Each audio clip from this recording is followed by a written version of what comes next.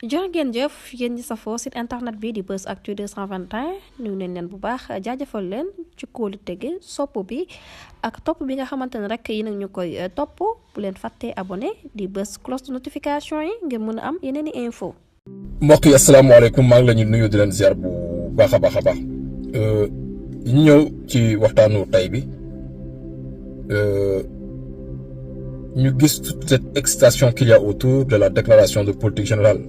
du premier ministre Ousmane Sonko muy loo xam ne benn amul benn délai bu ko tënk ñaar dum si dellu si waat parce que day gudd parce que fii la ñu fekk ñun ñëpp bi nga xam ne am na député Pastef yu jugoon ne attention le règlement intérieur de l'Assemblée nationale bu ñu indiwaat le premier ministre remettre ñu ko à jour donc ce document est faux gis nañu ba tey ay dafa di yëkkati règlement bi di ko wane ci biir Assemblée nationale bi ñëpp fekkee ko y compris les fantassins numériques ñu may woowee les fantassins numériques mooy ñi nga xam ne leur mission sur la toile mooy dinañ yónni gars yi dinañ yónni dinañ yónni de dafa am ay politiciens yu yónnee parce que Facebook am na ñoo xam ne seen mur dañ koy monnayer am na lu ndaw lu ma ci jot a xam tuuti parce que gars yu bëri dama yàgg ak ñoom si toile bi aussi dama si yàgg ak gars yu bëri et je sais comment ils fonctionnent en fait xam naa bu baax nu ñu fonctionner et puis nit ci dañuy waxtaan ci réew mi nit ci dañuy ñëw ne la diw ne ko mu ne la bureau Antoine Diome léegi mais yow sooy romb bureau Antoine Diome secrétaire bi ngay romb ak garde yeeg yooyu mais gars yi dañu pare am nañu ay mbokk ay xarit dañu woon ne la waaye seen waa ji gis seen nañ ko fii et pourtant ça on pouvait le dire sur la toile te kenn ko dindi mais on sait qu'ils vivent de cela ñoo tamit fekk na leen fi et ñoom xawma Cheikh Omar Sy ak ñoom Thierno Bocoum ak ñooñu seen yéene ci Sénégal en fait c'est des gens qui n'aiment pas le Sénégal c'est des gens qui détestent le Sénégal qui aiment que leur propre personne mooy nekk di dunguru parce que c'est du ñoom dañu dunguru quoi ay ñoom Cheikh Omar excuse-moi Cheikh Omar tu es sur ma liste d'amis mais excuse-moi mais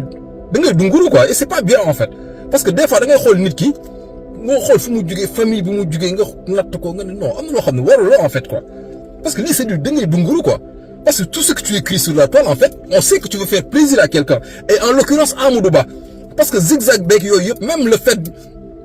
bu ñu duggee à Sénégal waaw wala ñenn ñi nga xam ne dañu doon dugg ci yenn parti politique yi du question dañoo bëgg parti yooyu c'est juste que ils ont une haine envers le Pastef et ruus nañu ne APR la ñu bokk donc dañu langaamu ay Aar Sénégal xam nga wala yenn gars yi bon je peux donner des exemples am na ay militants man Tawfekh Faye c'est un ami c'est un ami on se connaît depuis longtemps et puis c'est un frère de Y'en a marre mais Tawfekh da ngay gis muy jug gis gouvernement def lu baax le ministre Abdourahmane Diouf def lu baax nga gis Tawfekh di publier mais am ñoo xam ne ay militants wu nee nañu ñoom xaw ma awale la ñu woon xoola duñu sax jéem a sax ŋaang sax wax sax ne Abdourahmane Diouf def na lu baax parce que ñoom suñu waxee Abdourahmane Diouf def na lu baax mais day mel ni dafay bénéficier au Pastef ils se taisent en fait mooy kon kooku bokk woon sax awale mooy dañoo duggoon parce que man yàgg naa ko wax des gens de awale parce que man Abdourahmane Diouf c'est quelqu'un pour qui j'ai énormément de respect yàgg naa ko wax yenn gars yi depuis Aar Sénégal ma ne ko gars yi attention am na ñu bëri ñu dugg ci awale gi c'est ils sont tellement sonkophobes et rus nañu ne ils vont aller à l'APR mais dañu ñëw dugg ci awale mais nit ci jéppi bi la ñuy jéppi moo tax du ñu voter Abdourahmane Diouf ma ne ko faites très attention à certains profils sur la toile naan awale la ñu bokk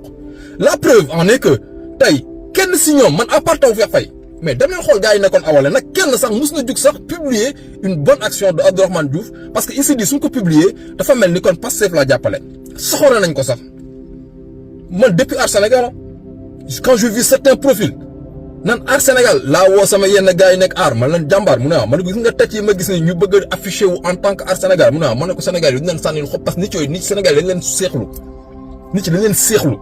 et tu vois même seen publication tu vois toujours les mêmes têtes qui commandent wala suñu bindee tagué toujours les mêmes têtes ma ne ko ñii bu leen sax tax moo tax Abdourahmane Diouf mu ne ma ne ko tant qu'il se détachera pas et l'histoire m'a donné raison parce que Aar Sénégal dafa municipal dafa jeex rek ou législative autant pour moi Aar Sénégal awale génn Aar Sénégal ma ne ko vous avez bien fait de sortir parce que nit ñi dañ leen seexlu voilà donc ñoom ils s'attendent à ce que xam nga voilà Ousmane Sonko dem Assemblée nationale voilà def benn jéye quoi ñoom ils s'attendent à ça ndeysaan xamuñu ne c'est le premier ministre Ousmane Sonko qui va parler aux Sénégalais qui doit parler aux Sénégalais Ousmane Sonko échec au Sénégal la du échec au Pastef Même ils n'arrivent pas à faire ce détachement entre Ousmane Sonko de Pastef et Ousmane Sonko, le Premier ministre du Sénégal. Ils parlent au nom de la République sénégalaise. Mais soxor, ils sont tellement méchants. Su ñu gisee ñuy bind di argumenter Sénégal xoolal Macky mën na rey Macky da daan rey ay 50 xale xoolal ñu taxaw fële duñu sax commenter. Ils ne participaient même pas au débat. Ñu dugg Assemblée nationale gendarmerie dugg fay buux ay député ñu ne pat. On sait tous ces gens quand ils s'excitent c'est Amadou Ba mooy activer ci suuf parce que lui il a pas le courage de s'opposer day activer yenn larbin yi quoi parce que moi pour moi c'est des larbins et ils font honte à leur famille. Loolu rek la wax ji du leneen déclaration de politique générale loo xam nga lan la nous sommes au mois fin juin on est au mois de juillet août nawet bi di ñëw on a d'autres chats à fouetter pour le moment naan nag Ousmane Sonko dina wax Ousmane Sonko su waxee suba man ça me dérange pas su waxul tamit ça ne me dérange mais pas du tout parce que je sais où est-ce qu'il va je sais où est-ce que le passé veut ramener le Sénégal. Septembre nañ ko tas Assemblée nationale et par contre et ça je tenais à le dire après am loo xam ne xel moo koy daj man des fois damay observer yenn affaires yi ma xóotal et tu comprends beaucoup de choses parce que soo gars yi nekk ci état certainement ils ont plus d'informations que nous mais ñun derrière mën nañu analyser yenn affaires yi gars yi président Bassirou Diomaye Faye en fait c'est un homme extrêmement fin et d'une intelligence et intelligence am en fait defe naa ñu bëri duñu bàyyi xel parce que man dama koy observer dama koy jàng quoi dama koy jàng ça me fait rire en même temps parce qu'il me fait rire le président xam naa patriote lañ ma sànni xeer il me fait rire Bassirou Diomaye Faye parce que dafa am intelligence bu ñaw quoi parce que xam nga Macky Sall dafa doy waar et ça c'est mon analyse à moi et xel mën na ko daj nu mu procéder si changement yi muy def au niveau de nos forces de défense et de sécurité. Récemment il fait un changement au niveau de la gouvernance du pays maa ngi reetaan parce que Bassirou Diomaye Faye dafa garaaw quoi dafa garaaw non waa Pastef dañu garaaw daf ne Pastef dama yàgg ak ñoom nag quoi moo tax Pastef ku leen yëpp rek da nga amul seetlu ci Pastef man Pastef dama leen yàgg topp quoi depuis le début di leen suivre di leen topp di leen analyser ce sont des gens extrêmement fins super intelligents et pour ngay capter soo xoolee li ñu def rek doo comprendre quoi parce que foog nga xóotal tuuti pour mën a xam et ça c'est mon analyse encore je le dis parce que li mu bëgg a wax la et quand tu regardes bien mu procéder à des changements au niveau gouverneur palais dindi nañ ko et puis moi je suis cherché à comprendre un peu oui certes il y a eu des choses qui sont passées entre 2021 et 2024 c'est logique mais logique rek desul quoi parce que seen intelligence foog nga gas pour mën a xam ñii exactement la moo ne seen bopp il procède à des changements gouvernance su palais changé nañ ko et puis moi je me suis dit mais ok d'accord mais lan la Pastef waxul man Pastef lu mu waxul laay seeti le président de la République kan mooy deuxième personnalité de l'État du Sénégal c'est le président de l'Assemblée nationale Amadou Mame Diop xaw ma Diouf je sais pas Diop ce gars-là c'est la deuxième personnalité de l'État et Macky Sall du nit ku baax Macky Sall baaxul ba Macky Sall lépp lu mu laal dañ ko war a raxas sànni génne il procède à tout cela parce que fii ba septembre lu ne xaj na fi admettons ñu ne le poste du président de la République est vacant mais qu'est-ce qui va se passer c'est l'APR qui revient au pouvoir en la personne de Amadou Mame Diop c'est la deuxième personnalité de l'État du Sénégal donc Pastef mi ngi sécuriser le président de la République Bassirou Diomaye Faye le temps d'opérer tous les changements dans ce pays parce que le système est toujours vivant mais c'est une approche boo xam ne approche bu xóot la parce que la deuxième personnalité de l'État du Sénégal mais c'est Amadou Mame Diop mar d'Italie le poste du président de la République est vacant qui vient au pouvoir c'est le président de l'Assemblée nationale c'est qui le président national c'est l'APR qui revient au pouvoir et Amadou Mame Diop mënoon na ñëw ne dissoudre na sax parce que constitution da ko tënk ne ko am nga tant de mois pour organiser des élections présidentielles mais su ko neexee ñëw def ko ni militaire def ñëw ne man constitution bi sax dissoudre naa ko et l'APR revient par la grande porte moo tax man su ma gisee tous ces changements opérés par le président Bassirou Diomaye Faye man ne gis nga Pastef ku leen jàppee dof ku jàppee waa Pastef dof waa APR yéen da ngeen foo ne waa Pastef ay dof lañu vous n'avez rien compris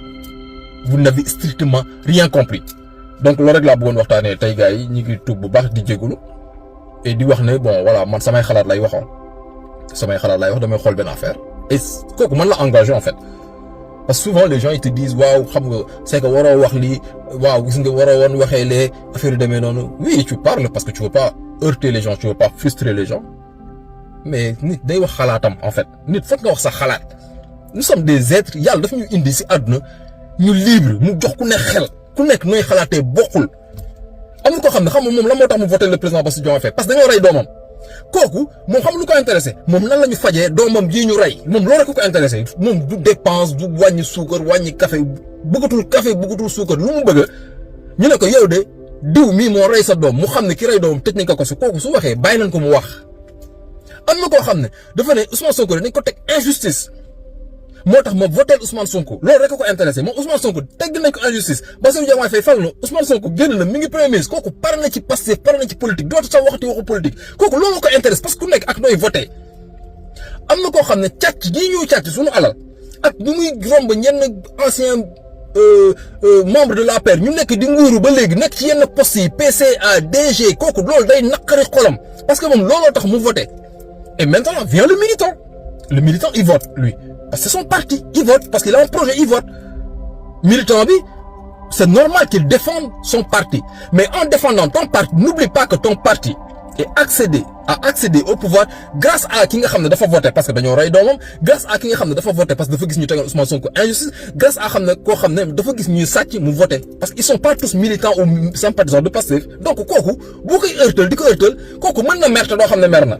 parce que Macky Sall ñu bëri dañ ko mere te xamul ne mer nañu donc ñooñu moo tax les 54% au premier tour du président Bassirou Diomaye Faye jaaxal ñu bëri parce que c'est la masse silencieuse et attention à cette masse silencieuse de pas frustrer cette masse silencieuse ñi ñu jiite xam naa ne am nañu xel bi xalaat bi ba nga xam ne dañu mesurer mais moi je m'adresse aux militants seen droit la le plus absolu de défendre votre parti et ça c'est votre droit soo leen ko defoon sax ma reprocher leen pourquoi vous défendez pas votre parti mais bés boo leen dugg parce que moi je le dis pas pour moi je le dis personnellement pas pour moi man Facebook mais bu may bokk Petro-Tim bi dama gis Petro-Tim am nu mu bëgg a doxee pourtant ñoo xam ne samay gars dañu woon honnêtement y en a même un qui venait dormir chez moi j'allais dormir chez lui xam na samay doom xam seen tur xam na sax seen néeg ban peinture la parce que il a dormi chez moi j'ai dormi chez lui mais boo gisee ñu am nu ñu taxawee sa waay man dama jug xeex ak ñoom xeex dama la laaj Balla Moussa Fofana c'est même lui qui m'appelait pour me calmer naa ma dafa naa woo du ma ko jël mu woo insisté du ma ko jël après mu jot ma ne ma mais Moustapha je t'ai appelé ma ne ko non Balla yow c'est que bawol nga da nga mën a wax soo waxee damay sedd te man instant yi bugguma sedd dama bëgg a guerre damay xeex ba li ma metti mu faju tant que fajuwul du ma arrêté Moussa Balla foofu nag daan ree ba soot ne ma man kañ xam naa la moo tax may insisté ma ne ko non su ma meree nag Balla man bu ma woo parce que man su ma meree damay fayu tant que fayuwuma en fait du ma nelaw foog ma fayu ba ma xam ne fayu naa ma guerre ñooñu duñ ma sax te pourtant ñooñu j'avais des relations mais personnelles avec eux à forte raison te pourtant ça fait quoi 4 ans 5 ans on a plus de relations mais ça m'empêche pas de vivre en fait quoi ça m'empêche pas de dormir parce que je les ai connus sur la toile et j'ai eu mon compte Facebook j'avais quoi plus de 20 presque 30 ans ça veut dire je peux revivre 30 ans sans xam ñooñu te du ma wàññi tous man foofu laa ne quoi donc je le dis pas pour moi parce que man mën naa défendre mes idées man samay idées dama koy défendre ba jeex tàkk du ma ci xool neex na diw neexul diw et je peux avoir tort et je dis pas que j'ai toujours raison mën naa juum et damay juum néanmoins sama xalaat la en fait kon nañu bàyyi nit ñi seen xalaat gars yi nañu bàyyi nit ñi seen xalaat et faire attention à cette masse silencieuse faut pas la frustrer faut pas la vexer cette masse silencieuse parce que ñoom dañu observer di xool ñoom li ñu motivé ba ñu voté yow militant bul yàqal la projet parce que yàqal la projet mooy kooku bés mu wax ne man sama doom bu ñu rey moom laa bëgg a xam lan la kooku droit la am parce que loolu tax mu jóg voté yow nga ne doo ko fi waxee kii ne la man càcc gi ñuy càcc laa bëgg mu deñ man loolu tax ma voté mu ne waa man sama càcc gi ñu ma càcc sama sàcc yi maa ngi leen romb ñu yor ay 4x4 di dund ñenn ñi sax ñu ils sont toujours PCA ñenn ñi ils sont toujours DG waaw loolu fu ñu toll yow nga ne doo ko fi waxee ak leneen non gars yi franchement c'est un conseil moi c'est un conseil que je donne après voilà sama xalaat la quoi sama xalaat dama koy wax après y a même quelqu'un qui m'a dit waaye yow tout le temps da ngay wax ne waaw man sama xalaat dama koy wax parce que man noonu laa mel man sama xalaat dama koy wax en fait man awma atu fu may toog naan sama xalaat du ma ko wax parce que su ma ko waxee est-ce que kii dina kontaan wala kii dina mer kooku lijjantiwu ma ko et tout ça sachant que du ma ko wax bool ci ay saaga nday yow je pense que tout le monde est d'accord du ma wax Facebook di saaga ay nday wala di divulguer la vie privée des gens même quand je donnais mon avis sur des chanteurs man vous me verrez jamais may dugg ci vie privée nit damay wax sama xalaat naturellement donc gars yi mi ngi noonu ñu ngi tuub baax di jégalu di ñaanal ñëpp jumaa mubarak asalaamaaleykum